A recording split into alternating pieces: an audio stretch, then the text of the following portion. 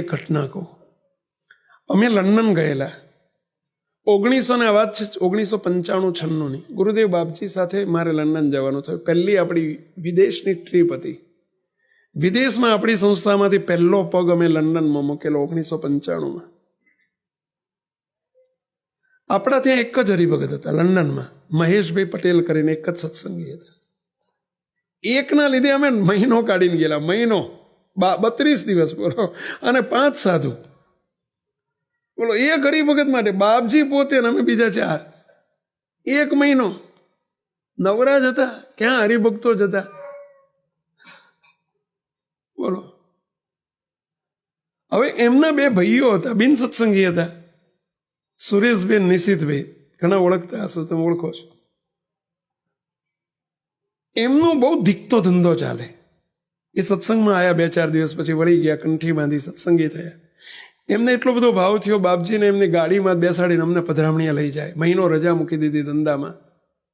એમનો એ વખતે એક સ્ટોર હતો, grocery store, English grocery store, Indian નહીં.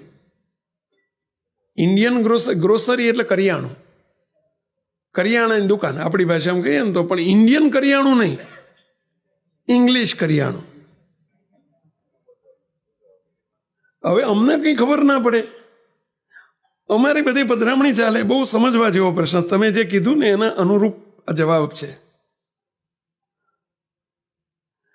હવે એ ભાઈ પોતે સુરેશભાઈ કરીને મોટા ભાઈ હતા. સુરેશભાઈ, બાબુભાઈ, એમના 2 નામ હતા. બાબુભાઈ કહેતા, બધા બાબુ બાબુ કહેતા. બાપજી બાબુ બાબુ બાબુ કરે. એમનું નામ હતું સુરેશભાઈ. બાપજી એને બાબુ કહેતા. એ બાબુભાઈ પોતે અમને બધે પધરામણી લઈ જાય. પછી એક દાડ કે સાહેબ બાપા મારી દુકાને પધરામણી રહી ગઈ છે, ગોઠવી દઉં? બાપા કે કંઈ વાંધો નહીં. એમની દુકાન આગળ ગાડી ઊભી રાખી અને બાપજીએ પૂછ્યું, હું પાછળ બેઠો તો બાપજી આગળ બેઠા હતા ગાડીમાં. બાપા કે શાની દુકાન છે લ્યા? બાબુ શાની દુકાન છે? બાપા ગ્રોસરી સ્ટોર. બાપા કે ગ્રોસરી મને ખબર ના પડે, તું સમજાય એવું બોલ. તા કે બાપા કરિયાણાની દુકાન. બાપા કે કરિયાણાની દુકાનમાં તો તેલ, ઘી, મરચું, મીઠું, લોટ આવું બધું હોય. તો આવું જ હોય કે બીજું કંઈ હોય? બાપા તો બહુ શાર્પનેસ, બહુ જબરજસ્ત. બાપા કોઈ તો છેતરાય નહીં કોઈથી.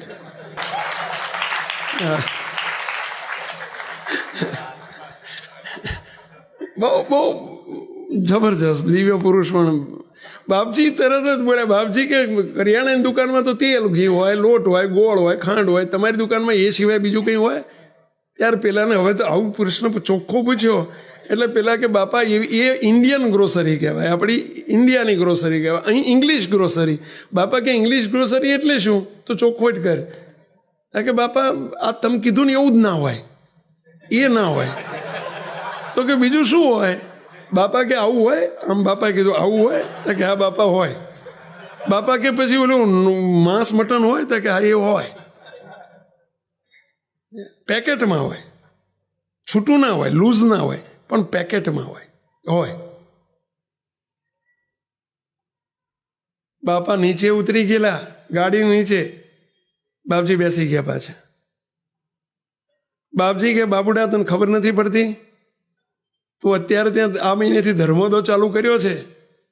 તને હું કહી દઉં, તારી દુકાનમાંથી ધર્માદો ના કાઢતો. અમારે તારો ધર્માદો નથી જોતો. બોલો ગુરુદેવ, તારો ધર્માદો અમારે નથી જોતો. તારી ભેટ પણ ના ફડાવતો, તારી ભેટ ના ફડાવતો. તારા ઘેરમ પધરામણી છે ને કાલે, તો તારી ભેટ ના ફડાવતો. પેલો બાબુ તો બિચારો આમ સ્તબ્ધ થઈ ગયો. અને કોઈ આવું કહેનારું કોણ મળે? બાપા કે અમારે તારી દુકાને નથી આવું. બેસી ગયા પાછા.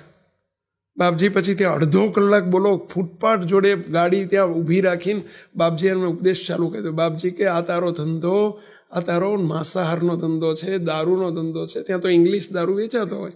તો કે આ તને સુખ નહીં લેવા દે, બહુ દુઃખી થઈ જઈશ, તને હેરાન પરેશાન કરી નાખશે, તારું ધનોત્પનોત નીકળી જશે, તું આ ધંધો બંધ કરી દે. પેલો બાબુ કે બાપજી પણ એને ભાઈને બોલાવી લીધો. એને પેલા નિશિતભાઈ નાનો હતો, બેન એને ગાડીમાં બેહાડી દીધો. બાપજી કે તમને પાયમાલ કરી નાખશે, રોડ ઉપર લાવી દેશે, દુઃખી થઈ જશો. અત્યારે તમે જલસા કરો છો, પણ આ પાપનો ઘડો ભરાય છે. આ જે ધંધામાં અનીતિ થતી હોય, પાપ થતું હોય, ખોટો થતો હોય, આ ધંધો આપણાથી ન થાય. પણ બાપા અમારો તરી વરની જામેલી દુકાન છે, આ તો જામેલી દુકાન છે ને એમાંથી અમે 3 ઘર કર્યા છે ને આમાંથી તમે જલસા કરીએ છીએ.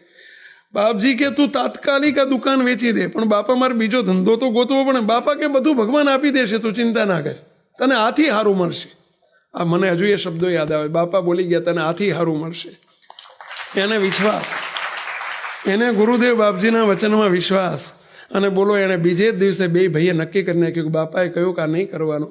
બોલો વગર વિચારે, હજુ બીજો પગ મૂક્યો નથી, બીજો ધંધો ચાલુ થયો નથી, એને વિશ્વાસથી બોર્ડ ઉપર, દુકાન ઉપર બોર્ડ મારી નાખ્યું, ટુ સેલ, વેચવાની છે, દુકાન વેચવાની છે, આ ધંધો વેચવાનો છે. બોલો ધંધો વેચવા માટે મૂકી દીધો. 30 વર્ષનો જામેલો ધંધો. બજારમાં એમણે તપાસ કરી કે આ દુકાનના પૈસા કેટલા કહેવા, કોઈ ગ્રાહક આવે તો આપણે કંઈક પ્રાઇસ તો કેવું પડે. જિંદગીમાં કોઈ દાડો આવું વેચવાનો સપનાય ખ્યાલ નહોતો. અને એકદમ વેચવા મૂકી દીધી, બજારમાંથી પ્રાઇસ કાઢી. બીજે દાડ બાપજીએ પૂછ્યું કે તે શું કર્યું? બાપા સેલનું બોર્ડ મારી દીધું છે, કે વેચવાનું બોર્ડ મારી દીધું છે. બાપજી કે કેટલી કિંમત આવે એવું લાગે છે? બાપા અમે સર્વે કર્યો આજુબાજુની દુકાનમાં, તો અમારો માલ સામાન સાથે બાપજી 3 લાખ પાઉન્ડ અમારે આવશે, 3 લાખ પાઉન્ડ દુકાનના આવશે, એવી અમારી પ્રાઇસ મૂકી છે. બાપજી કે કંઈ નહીં, ચિંતા ના કરીશ, બધું મહારાજ સારું કરશે. બીજે દાડે અહીં એમણે બોર્ડ માર્યું. એના બીજા દિવસે સામે મોટો કાર સેન્ટર, વાપરાયેલી ગાડીઓને રીસેલમાં વેચે ને, પેલી યુઝ કાર કહેવાય ઇંગ્લિશમાં, એને ત્યાં શું કે યુઝ કાર, એટલે વપરાયેલી ગાડીઓ વેચવાનો ધંધો, સેકન્ડ હેન્ડ ગાડી. એ 50-60 ગાડીઓ, એમાં જગ્યા જાજી જોઈએ, આખું મોટું ગાડી મૂકવા માટેની પાસે શોરૂમ કરવો પડે, એટલે મોટી 50-60-80 ગાડીઓ મુકાય એવી જગ્યા. અને એ શોરૂમ આખો કાર સેલ કરવાનો જે શોરૂમ, એની આગળ બીજે દાડ બોર્ડ માર્યું કે આ ધંધો વેચવાનો છે. હવે એ જગ્યા મોટી, હમણાં કરતાં 10 ગણી મોટી. આ 2 ભાઈ ત્યાં ગયા. ઓલો ડોહો હતો બિચારો 80 વર્ષનો થઈ ગયેલો ને એને ધંધો વેચવા કાઢેલો. 2 ભાઈ જઈને પૂછ્યું પેલાને ઇંગ્લિશમાં કે અમને ઓળખ્યા, અમે તમારા નિયરેસ્ટ નેબર છીએ, તમે તમારા પાડોશી છીએ સામેવાળા. ત્યાં તો એકબીજાને ઓળખતા ના હોય, અહીં તો આખા ગામને તમે ઓળખતા હોય.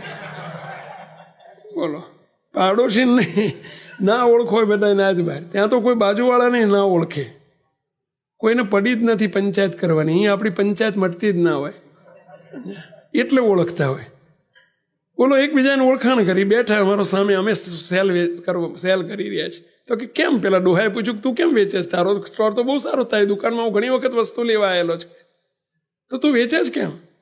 તારી દુકાને ગ્રાહકી બહુ છે, કસ્ટમર બહુ છે, ને તમે તો યંગ છો, કેમ વેચો છો? એ કે અમારા પ્રિસ્ટ આવ્યા છે ને એમણે, અમારા ગુરુ આવ્યા છે ને એમણે ના પાડી છે કે આવો ધંધો ના થાય. પેલાનો બહુ ભાવ થઈ ગયો. બોલો પેલો ડોહો કે આવું? તો કે હા આવું. તો કે તમારી પ્રાઇસ શું છે, તમે વેચવા મૂક્યો છે? તમે કેમ વેચતા? કે હું તો ગયડો થયો ને મારે મરવાનું થયું, મારો કોઈ છોકરો બોકરો છે નહીં, એટલે હું વેચીને શાંતિથી હવે આરામ કરું, એટલે મેં વેચવા કાઢ્યો છે. તમારી પ્રાઇસ શું? તો કે 8 લાખ રૂપિયા મેં મૂક્યા, 8 લાખ પાઉન્ડ મૂક્યા છે. ઓલિયાના ધંધાના કેટલા આવે એવા હતા? 3 લાખ. અહીંયા મૂક્યા છે કેટલા? 8 લાખ. તો કે અમારી જોડે કદાચ વેચીએ તો 3 લાખ આવે. પેલો ડોહા ઊભા થઈ ગયા.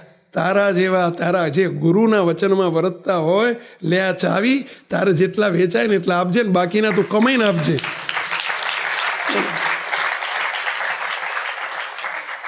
તું કમાઈને આપજે.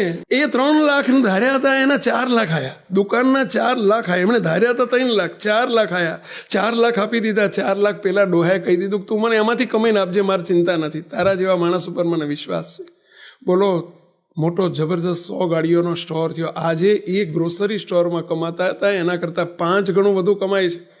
બોલો 5 ગણો વધુ ધંધો ચાલે છે.